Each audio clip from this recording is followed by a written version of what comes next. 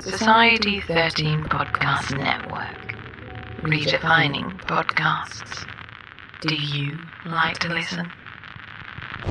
This episode of History Goes Bump is entirely listener supported.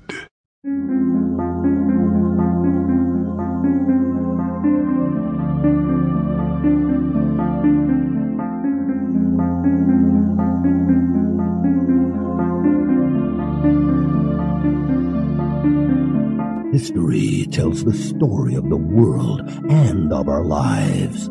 Sometimes that history goes bump in the night.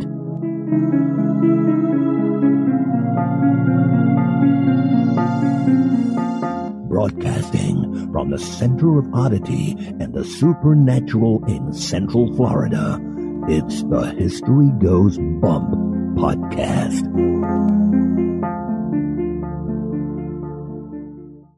Hello, you spooktacular people. Welcome to this 240th episode of the History Goes Bump podcast. Ghost Tours for the Theater of the Mind. I am your host, Diane. And this is Denise. Denise, I am feeling so much better. It's amazing to be pain-free. Yay, it's about time, lady. I want to thank all of you guys for your good energy and your prayers. They seem to have done the trick, and I am on the road to better health and feeling so much better. Denise, we had a listener suggest to us, and I cannot remember who, but I know that Rhonda Borgen jumped on board with this as well, that we should look at some of the national parks and see if there's hauntings going on there. So we did, and we found out there's a lot of crazy stuff going on in our national parks. Yes, there are. So national parks are more than just stamps, people. And since they seem to be very close to your heart, you just mentioned the stamps thing. Yes. I said, well, we probably should go with Yosemite National Park because it was one of the first ones and it really is probably the most popular one out there. And you hit the ground running. I know, because I like national parks. So I got the computer out and I started doing some researching. So basically, almost all of the research for this episode is entirely Denise. Okay, you can pick up your jaws off the ground. I almost fell over too, I have to say. Well, before we get into talking about the history and the hauntings and all kinds of weirdness that's going on at Yosemite National Park, and there's a lot going on there, let's welcome to the Spooktacular crew, Aaron with 2 A's. Hello, Aaron with 2 A's. I think this is Jean, but it starts with a G. Hello, Jean. Amanda. Hi, Amanda. Alyssa. Hello, Alyssa. Elio. Hey, Elio. Kevin with 2 N's. Hello, Kevin with a double N. And I believe it was on our last episode that we welcomed a Lawrence. Well, what we didn't know is that this particular individual has their name backwards on Facebook. So it was actually Jen Lawrence. So we apologize for calling you Lawrence, Jen. Welcome to the Spooktacular crew. Yeah, so welcome, Lawrence, backwards, forwards, Jennifer. We're glad you're here. And now this moment in Oddity.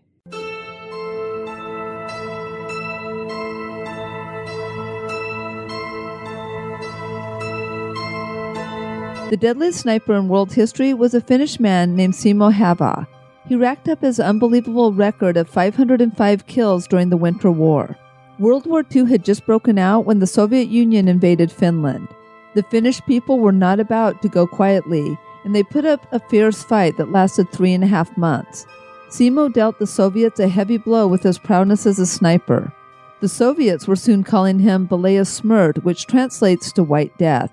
Simo made his kills in just 100 days, meaning that he averaged 5.5 kills per day. His record days were 23, 25, and 40 confirmed kills. The only thing that stopped him was a bullet. The Soviets sent out counter-snipers, and one finally got lucky and hit Simo with an exploding bullet. It blew the lower half of his face away, but he survived and had reconstructive surgery. What is really amazing is that Simo made his kills while seated rather than lying down, and he had no scope on his rifle. And that certainly is odd.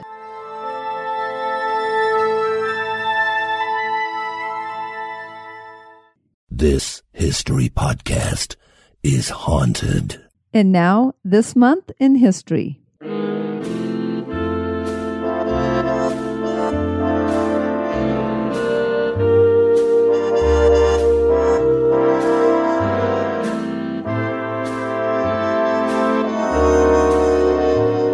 In the month of January on the 2nd in 1905, the Russians surrendered to the Japanese after the Battle of Port Arthur during the Russian-Japanese War. The Russo-Japanese War was fought from 1904 to 1905 and was a military conflict in which Japan fought against Russia for dominance in Korea and Manchuria. There had been an agreement by Russia to withdraw its troops from Manchuria in 1903, but it reneged and Japan decided it was time to attack. It defeated Russia, becoming the first Asian power in modern times to defeat a European power. President Theodore Roosevelt later mediated a peace conference in September of 1905 held at Portsmouth Naval Shipyard in Kittery, Maine, where the Russians agreed to the Treaty of Portsmouth. This treaty gave Port Arthur and the Liaodong Peninsula to Japan, and it also had an agreement by Russia to evacuate Manchuria. They also had to recognize Japan's interests in Korea.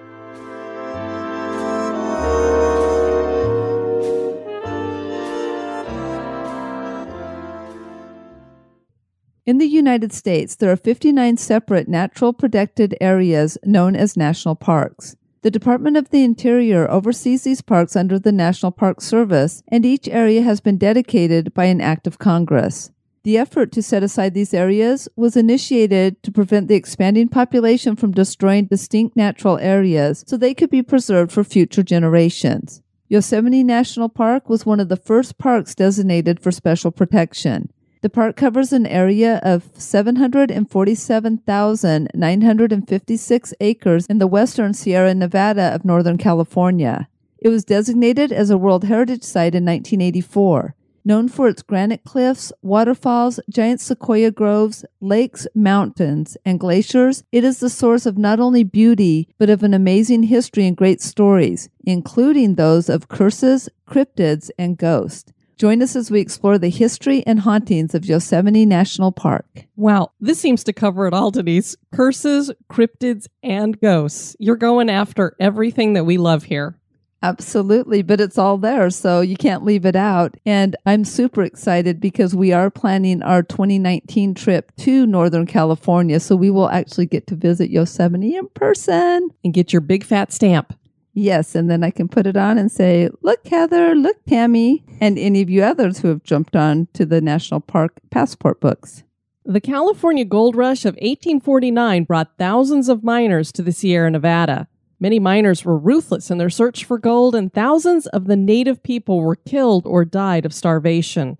In 1851, the Yosemite Valley was entered by the Mariposa Battalion, a state-sponsored militia. They made 2 attempts to remove the native people to the Fresno River Reservation, but were unsuccessful. When non-native people began settling in the Yosemite area, life for the native people changed drastically. Euro-American clothing styles and food were adopted. The native people started working for the new arrivals, doing jobs such as guides, wranglers, and woodcutters for the men, with the women taking care of children, housekeeping, and making woven baskets to sell. The population began to shrink, and eventually in 1969, the final houses of the native people were razed.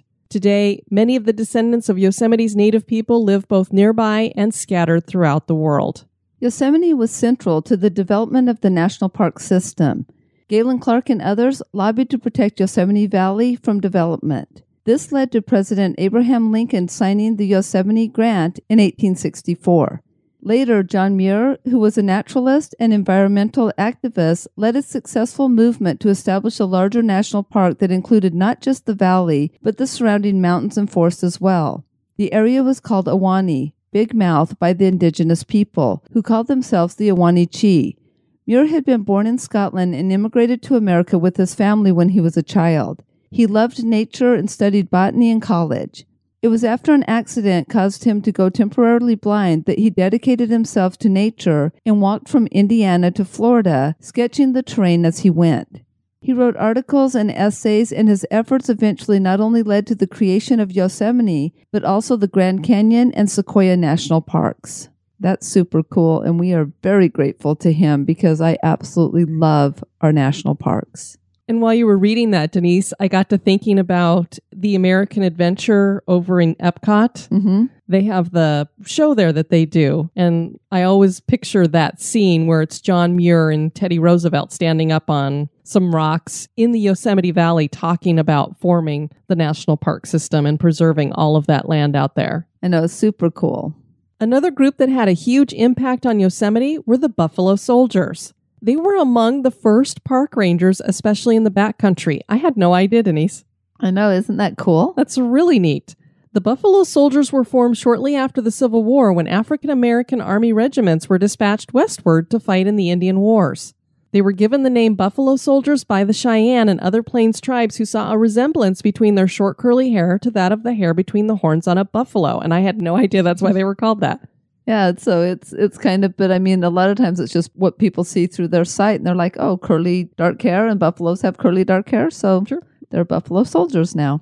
Even though the Buffalo Soldiers wore the uniform of the U.S. Army, they had to overcome much racial prejudice and were often abused and even killed for the smallest perceived offense. They were considered the bottom rung of the ladder, but in spite of that, they performed their duties well, protecting and building the area, and became a huge part of building the infrastructure of Yosemite National Park.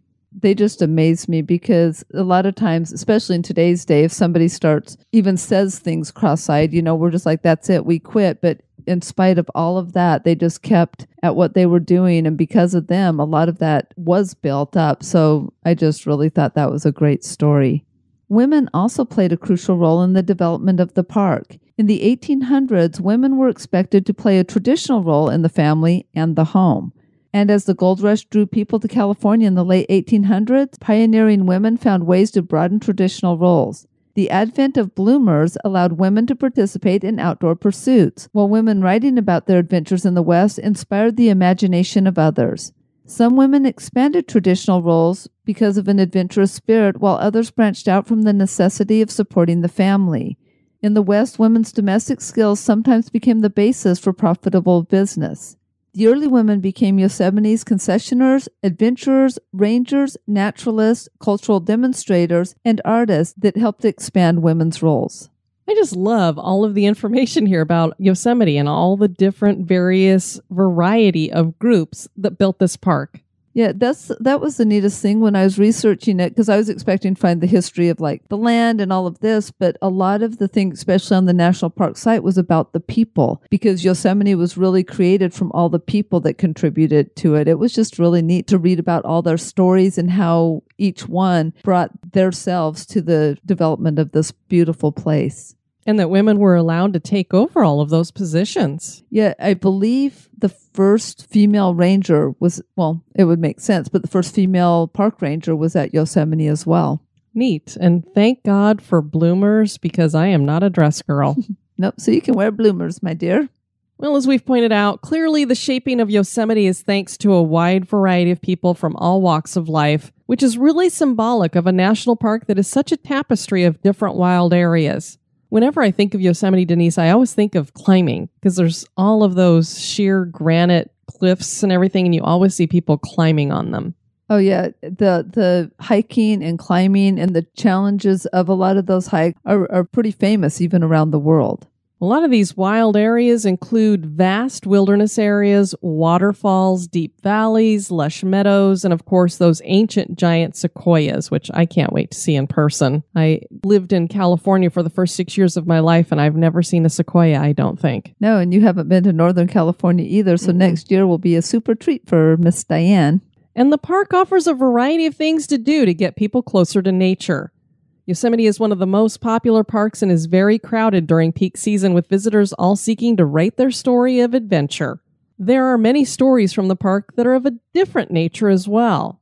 For those into the bizarre, unexplained, and supernatural, Yosemite seems to have experiences that touch upon it all, including ghosts, curses, legends, and cryptids. And speaking of that peak season, they recommend to people, if you are going to be going during the peak season, which is basically from May to probably September, go really early. Yes, and probably book really, really early. You probably need, I'd say, a year out at least. Especially for camping. The first one we would like to share is the Curse of Tenaya Canyon. The canyon is beautiful and calls to the heart of those that love nature and adventure. There happens to be a 10-mile hike through the canyon for those that dare to attempt it. It has rough terrain, mandatory swims, dangerous climbs, and numerous waterfalls and slippery, glacier-polished granite rocks. This trail is dangerous for even an experienced hiker. Mandatory swims? I love that. So it's not just, I need to cross this little creek here, wade through it. Mandatory swim. You got to swim across a river or something? Right, and like rock climb. It's not just like, let's go hike the trail. Like this is like a hike on steroids. Wow. In the 1850s, Chief Tenaya of the Alwanichi tribe placed a curse on the canyon as revenge for the death of his son at the hands of the battalion. The troops had been sent by the state of California to relocate the tribe. The Yosemite Indian Petition to Congress of 1891 describes what happened as, quote, the action of the Mariposa Battalion towards our chief at that time, Tenaya, and his tribe was wantonly unjust and outrageous. Our only quarrel with the whites then was owing to our determination not to go upon the reservation being established on the Fresno and give up to the whites this magnificent valley, which was to us reservation and all that we desired, and that for a few paltry blankets, gewgaws, and indifferent supplies of rations. That might be furnished us or not at the discretion of any appointed Indian agent. Our fathers had the sorrow to see their tribe conquered, their dignified and honored chief Tenaya led out by a halter, like a beast into the green field to eat grass, amid the wonder and laughter of our pursuers, and his youngest son shot dead for no other reason than that he had tried to escape the unjust thraldom of our persecutors. For proof of these statements, you are referred to Dr. Bunnell's History of the Discovery of the Yosemite. He was himself attached to this battalion and was an eyewitness to all the facts related. Those who were left of our fathers were taken with their chief, however, to the reservation on the Fresno, from which place hunger and destitution finally forced them to run away, after which we have been informed the reservation was broken up, having shed disgrace upon all connected with its management. End quote. Yeah, I was trying to find out more about this, Denise, and that's when I came upon this Yosemite Indian Petition to Congress of 1891. I encourage people to Google it. It is paragraph after paragraph after paragraph of all of the things that happened to them, and I pulled that part out just to give their viewpoint of exactly what happened, so you get the honest history here. Well, and that's the thing that always shocked me, and people would get upset when they fought back, when the native people fought back. But I'm like, you're going into this absolutely gorgeous wilderness area and saying, okay, you've lived on this land for your whole lives, but we have this nice little reservation over here that's not near as nice, and we're going to give you crappy rations and take this land from you. Sometimes that just angers me. And doesn't it make more sense to leave the native people who've already been there and taking care of it to hang out and help take care of it there? Yes, why not put it into the hands of the people who love it more than anybody else? Well, because they did this, we have this curse. And I'm one to believe that quite possibly there really is something going on here. Rangers sometimes refer to the Tenaya Canyon as the Bermuda Triangle of Yosemite, as they have to do dozens of rescues there every year. Now, of course, it's a dangerous hike, like we said, so you're going to have rescues go with that. But is it just that? Because many hikers have disappeared over the years as well. John Muir himself claimed to be a victim to the curse. Here's what he wrote. I was ascending a precipitous rock front, smoothed by glacial action, when I suddenly fell, for the first time since I touched foot to Sierra rocks. After several somersaults, I became insensible from the shock, and when consciousness returned, I found myself wedged among short, stiff bushes. I could not remember what made me fall or where I had fallen from, but I saw that if I had rolled a little further, my mountain climbing would have been finished, for just beyond the bushes the canyon wall steepened, and I might have fallen to the bottom. So it makes you wonder if because John Muir was wanting to take care of the valley, did something keep him from falling all the way to the bottom? So did the curse kick in and then it went, whoops, not him? Or was there a counter curse? Oh, I can't imagine how terrifying that would be to wake up and go, where am I? Okay, I'm on the side of the mountain. How did I get here? And then looking over the side and going, holy crow, don't move. I'm one brush away from descending to my death. The native people also believed that this area was home to the Mona or Yosemites, whom they considered to be similar to witches. I wonder if they moved in for this reason. Next is the spirit of the Ahwahnee. The Ahwahnee Hotel is one of the most historic and luxurious hotels in Yosemite. Mary Curry Tressider, who was crucial to the development of the hotel, lived in an apartment on the hotel's 6th floor until her death in the 1970s. Ever since her passing, apparitions and strange activity have been reported on the floor. There are also claims that the ghost of John F. Kennedy shows up from time to time as well. He stayed on the 3rd floor during a 1962 visit. He was brought a rocking chair to alleviate some of his back pain. Guests have reported seeing a phantom rocking chair on the floor, despite the fact that no room has been furnished with such a chair for years. Wow, that's weird. No, I've heard of rocking chairs that seem to rock on their own as if a ghost is in them, but to actually have a phantom ghost rocking chair that's not actually there. And how cool. I had no idea that John F. Kennedy haunted this place. Yeah, well, that's what they say. Interesting. Poho No in Bridal Veil Falls has its own creepy story. Some people translate Poho No as puffing wind, but others translate it as the spirit of the evil wind, a demon who attempts to lure people over the park's Bridal Veil Falls. There are a couple of variations to the Native American legend. Young women are picking berries or grass to weave baskets near the falls when one of them is lured to the edge by a hypnotic, misty rainbow.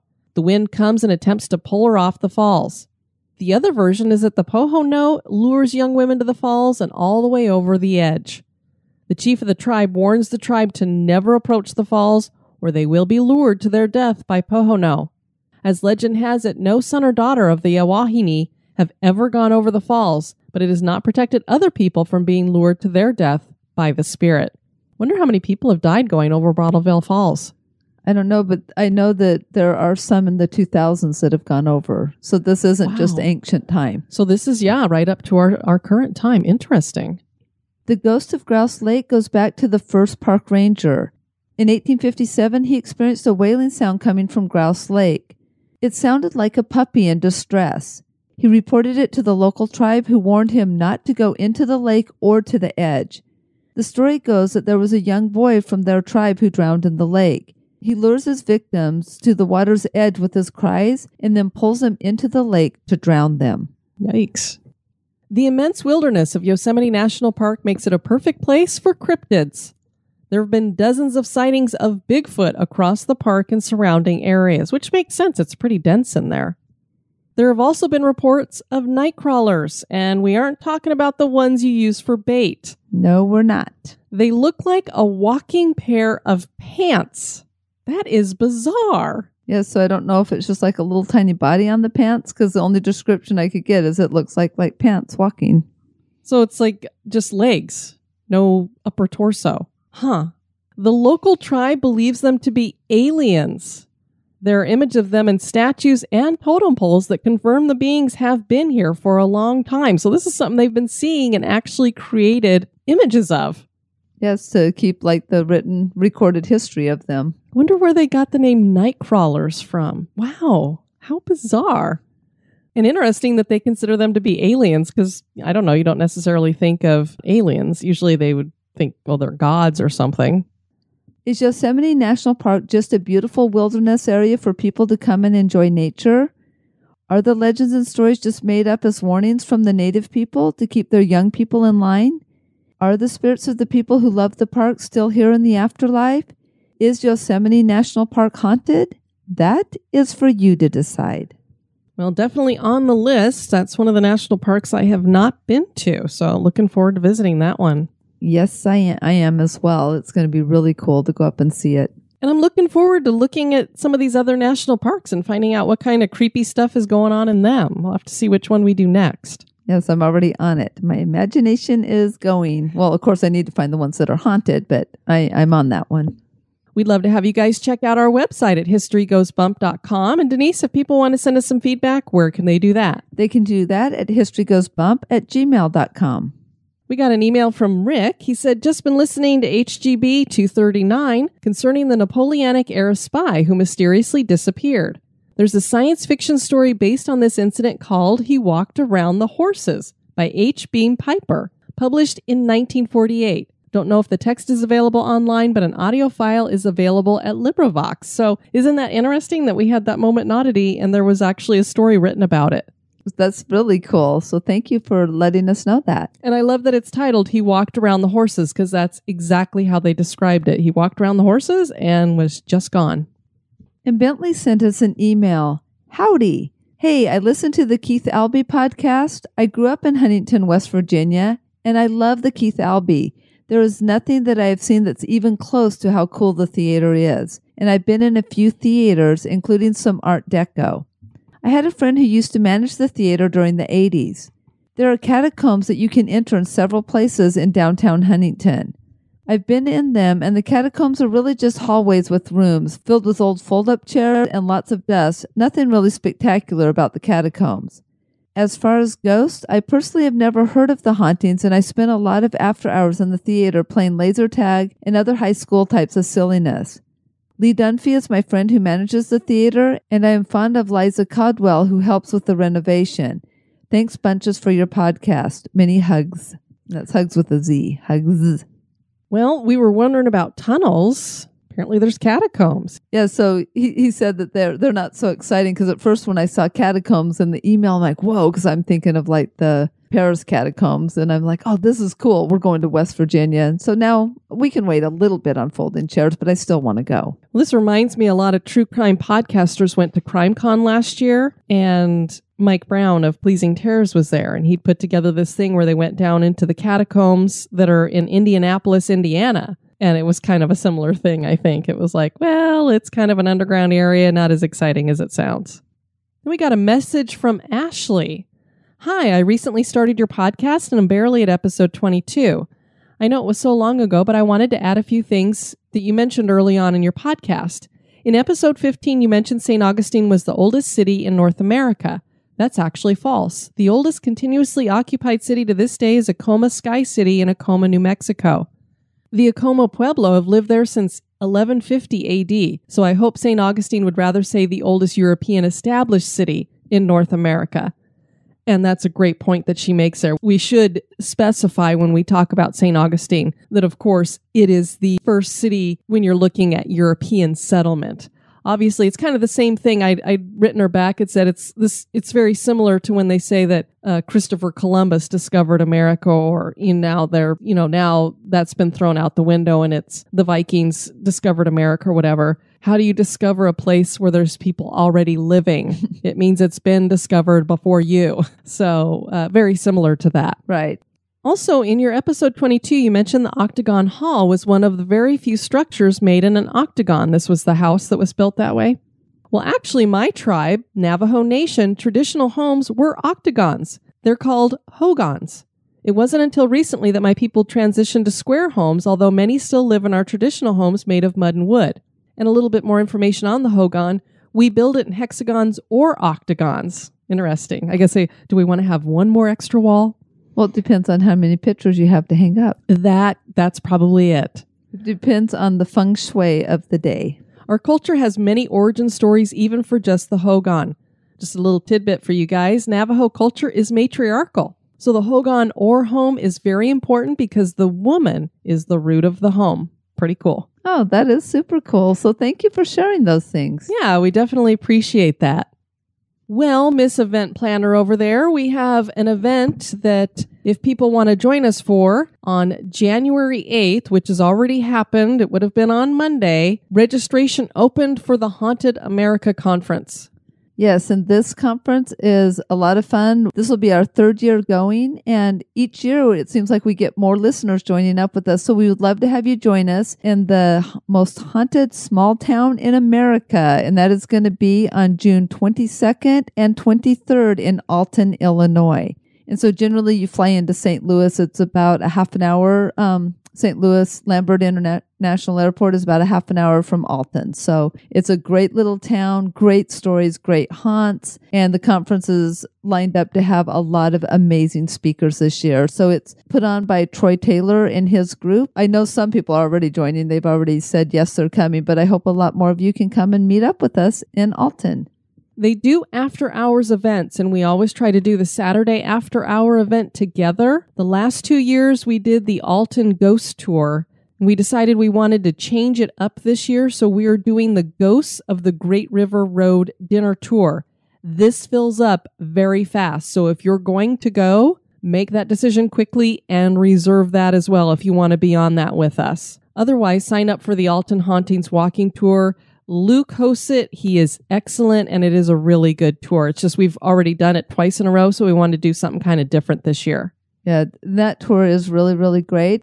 And we're going to go in early, right, Denise, and do something on Thursday night together? Yes, I'm hoping. I need to figure out the details, but I'm hoping to have an event planned for the History Goes Bump for the Spooktacular crew and History Goes Bump listeners on Thursday night, and also something going on Friday afternoon prior to the conference starting. The conference usually kicks off about 4:30, 5 o'clock, and so we're going to do something in the afternoon on Friday and on Thursday evening, if you can come in a little bit early. Where you can register for this is at ghostconference.net. We have some reviews at Apple Podcasts to share, and these are all international, Denise. Oh, fun. We have Flynn FD, Best Spooky Podcast, 5 stars from New Zealand. Love this show, a great combination of history and the paranormal. Diane and Denise are great presenters and feel like friends. I love their energy and enthusiasm. Well, thank you so much for that. And I believe we sent a Christmas card your way, so I hope you got that all right. Then we have Creative Works by Christine. Awesome show, 5 stars from Canada. Love listening to these two ladies. This podcast is perfect if you like paranormal activity and the history behind it. Keep up the amazing show. And Nick and Mel, Boo and History too, 5 stars from Australia. History, spooky tales, legends, and more. Diane and Denise are fabulous to listen to. The banter helps lighten the mood to what can sometimes be a dark subject. I particularly love the moment in Oddity. The sound quality in the first few episodes is rough, but that quickly improves and is currently of superb quality. Diane does a great job of the editing, and the effort that goes into the research is apparent. Keep up the great work, ladies. Well, thank you from down under. Yes, thanks. And then over at Stitcher, we don't get reviews there very often, but we did get one from Jennifer LL81. 5 stars, amazing show. I found the show by accident while looking for new history podcasts and needing a change from true crime. The first few episodes are a bit rough, but it picks up quickly, and now I'm hooked and binging. I just went back and listened to the one on the Queen Mary, and it brought back the ghost tour I had to get off of because I was so freaked out. We were at the very beginning, and they were talking about the nursery for the children, and I heard kids laughing. I thought it was a soundtrack to make things feel creepier. Well, I was the only one who heard it. Oh my God. I think I'd been running like Jesus across the water, except for that it stopped right there. I was only able to stay on the tour for about 10 more minutes before a door slamming shut sent me to the nearest exit. I would just write it off as my mind playing tricks on me if it were not for the fact that I have heard things and felt things all my life. My grandpa said I was sensitive. I do believe in ghosts and I respect them. I love having the chance to hear about all the different experiences people have had and the places that are now on my bucket list. Keep up the good work, ladies. I really hope I can make it down to Florida someday for a meetup. Y'all take care now. Well, we hope you do too, or maybe we'll meet up with you somewhere around the country. Yes, because we do try to expand our travels, and we always invite our listeners to join us on ghost tours as we go across the U.S. I want to thank you all for joining us for this episode. I have been your host, Diane. And this has been Denise. You take care now. Bye-bye. This episode has been brought to you by our executive producers. We'd like to welcome new executive producers, Chelsea Bosch, Veronica Betts, Phoenix Rupp, and thank you to Suzanne Silk for increasing your donation. Thanks. Sweet dreams.